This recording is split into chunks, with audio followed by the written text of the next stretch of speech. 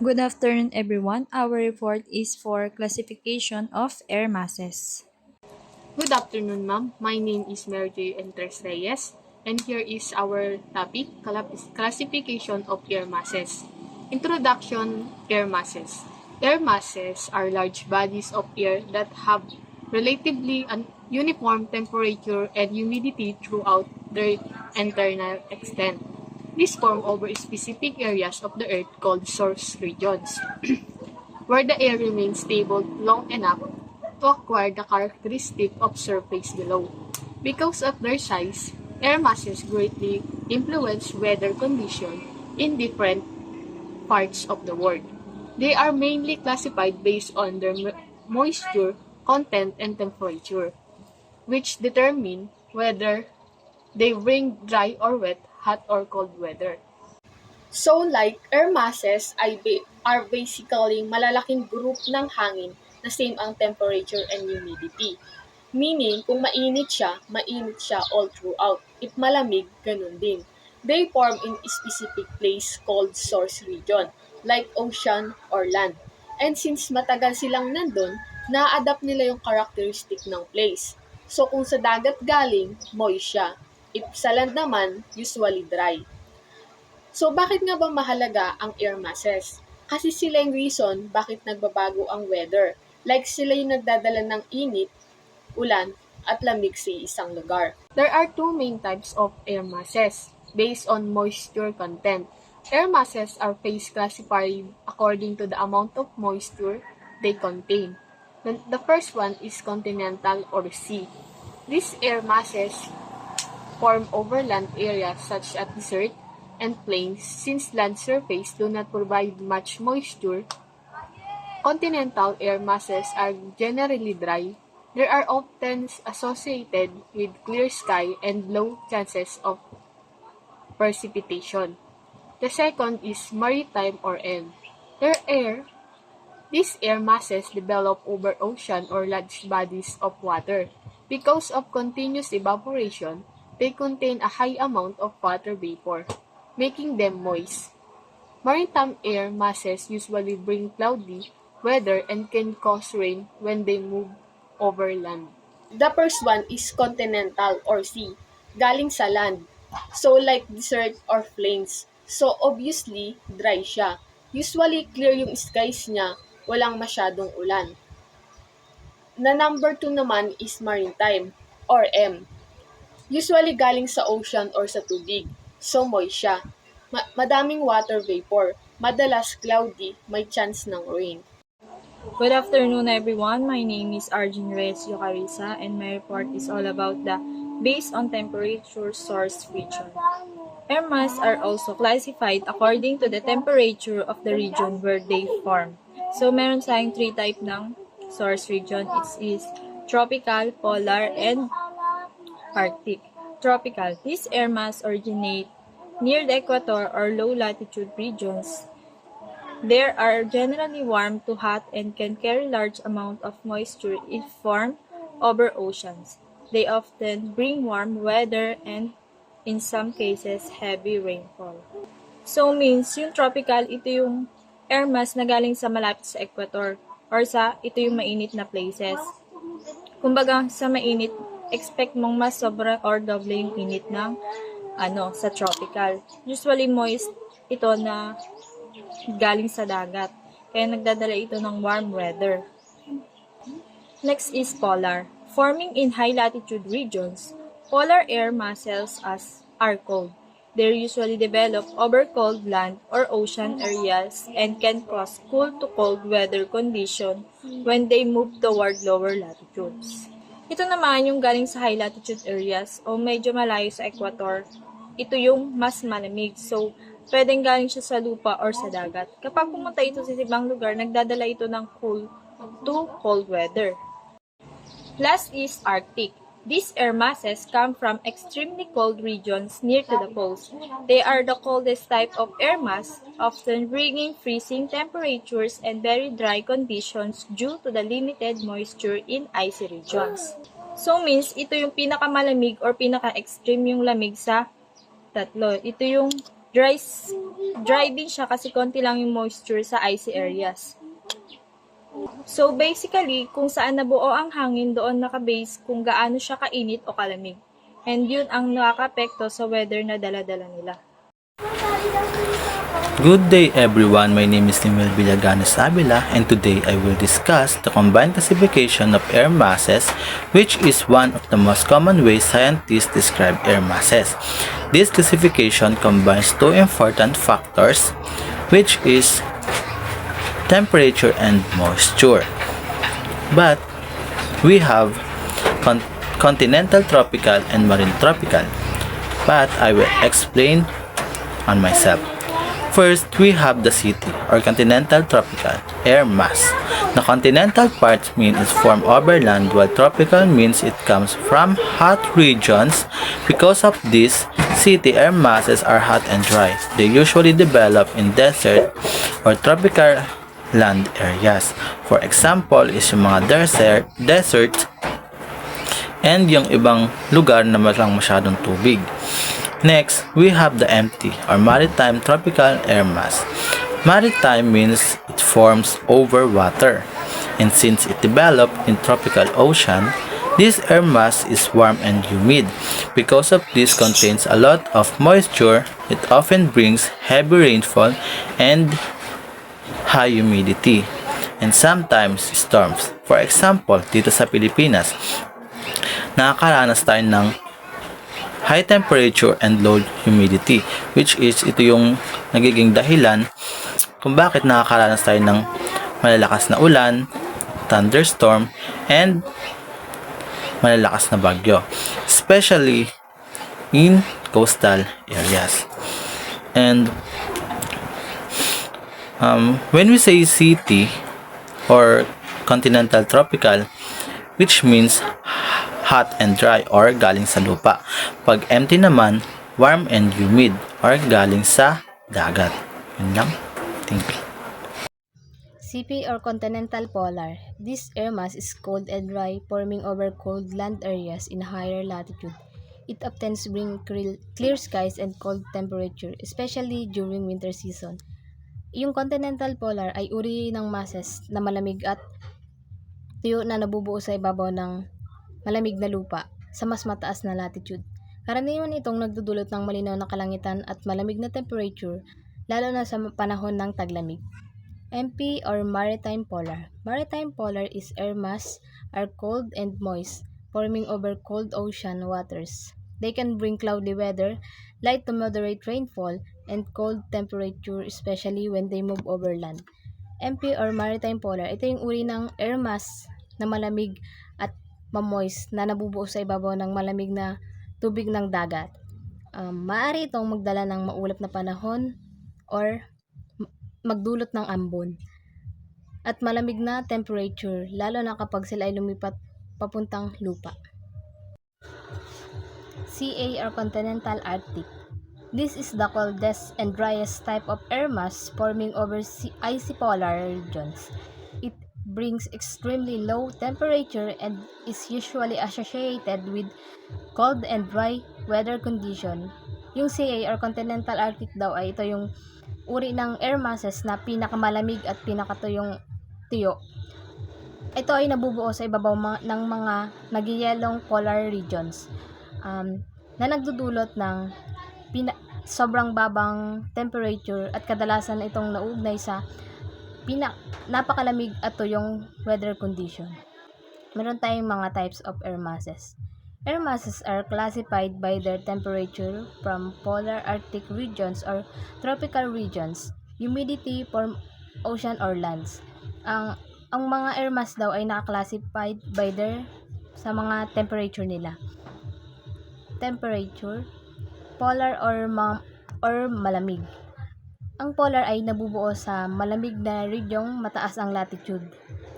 Ito yung mga malalamig na hangin. Tropical, nabubuo naman ito sa mainit na region, mababa ang latitude or mainit na hangin. Humidity, continental, ito yung mga dry at nagpo-forms ito sa mga land. Maritime, ito yung mga moist at nagpo-form ito sa mga sa ibabaw ng tubig. Humidity, continental. Ito yung mga tuyo na nabubuo sa ibabaw ng mga lupa. Maritime, ito yung mga nabubuo sa ibabaw ng tubig. Common types of temperature, CP or continental polar, cold and dry.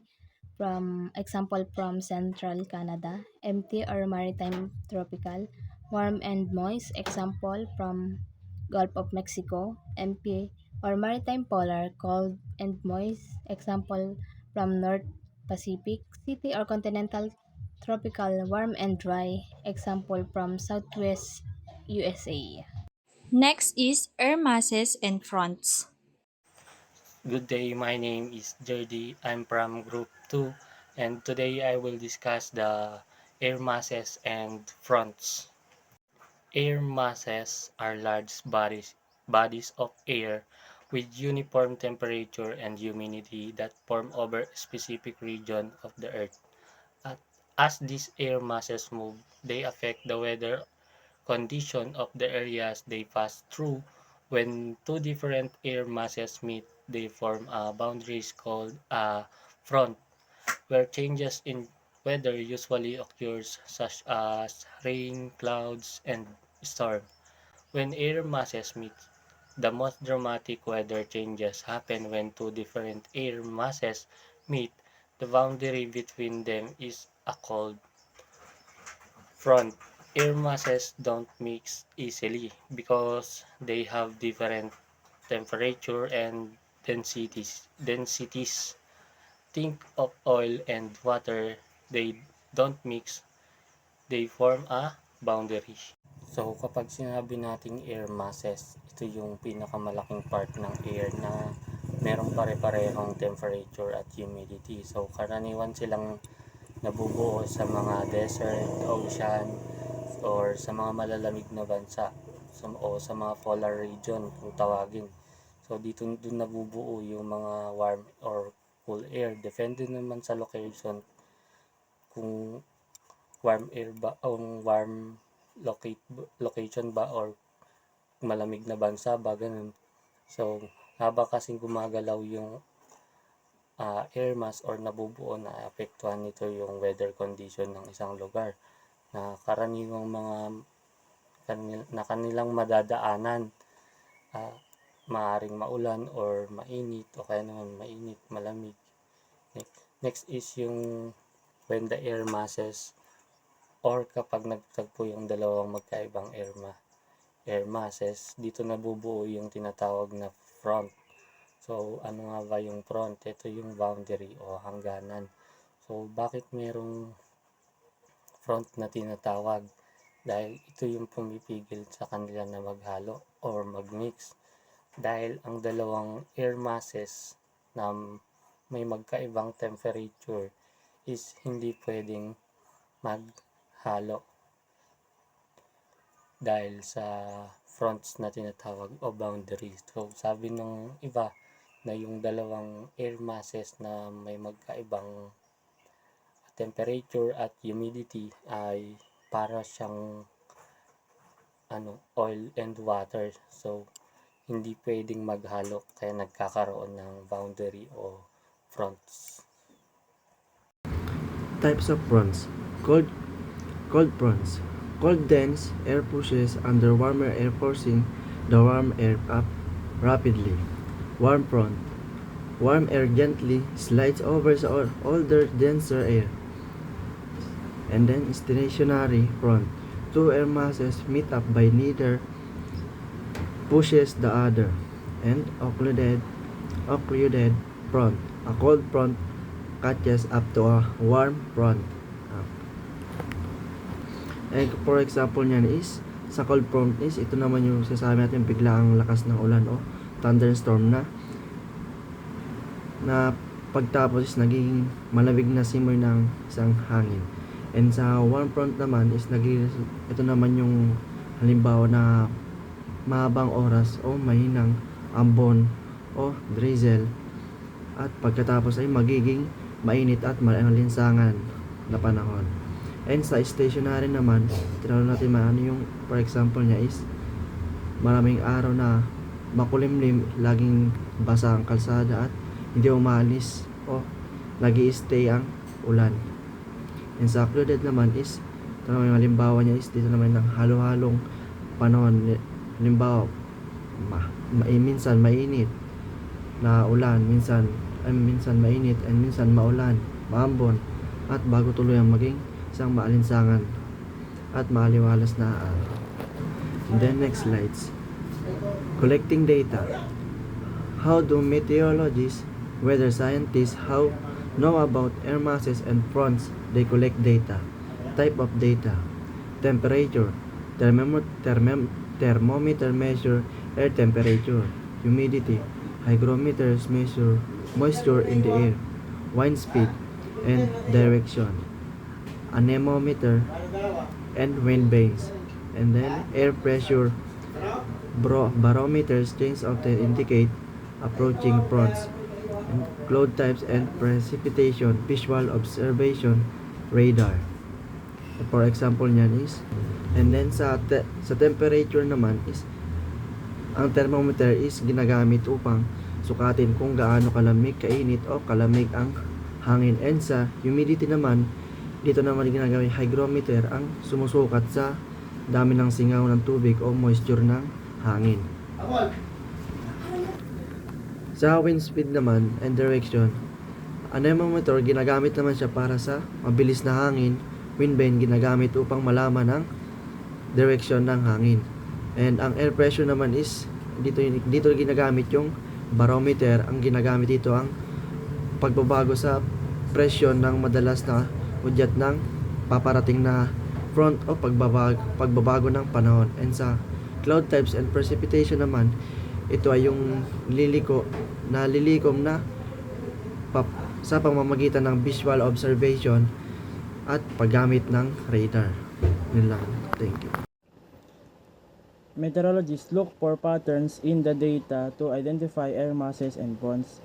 And yung meteorologist daw po is study patterns in weather data to find air masses and fronts.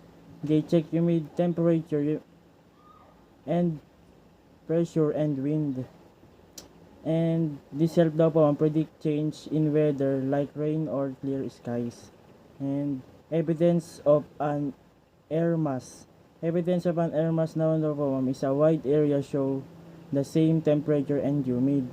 Example po nito is several nearby cities report warm humid condition all day. This point to one air mass covering the area. Evidence of fronts. Evidence of fronts naman po is a narrow zone where weather change fast over a short distance, and wind direction, air pressure or drop. Wind pressure rises or drops. Example po is one area feels warm, then a nearby area turns cold with strong winds. And yung meteorologist use this understanding every day to predict weather. Your local weather naman is yung meteorologist daw po is use this understanding every day to predict weather naman daw po and they read patterns in pressure, temperature, humidity, wind and pressure, and this helps naman daw po to give accurate forecast like rain and storm. And yung understanding air masses and temperatures naman po help you make sense of the weather outside your window naman po and you can observe simple signs na po like warm and cold air shows air masses is it presents, and yung wind shift changing condition, and this helps daw po to predict what will happen next without complex tools daw po.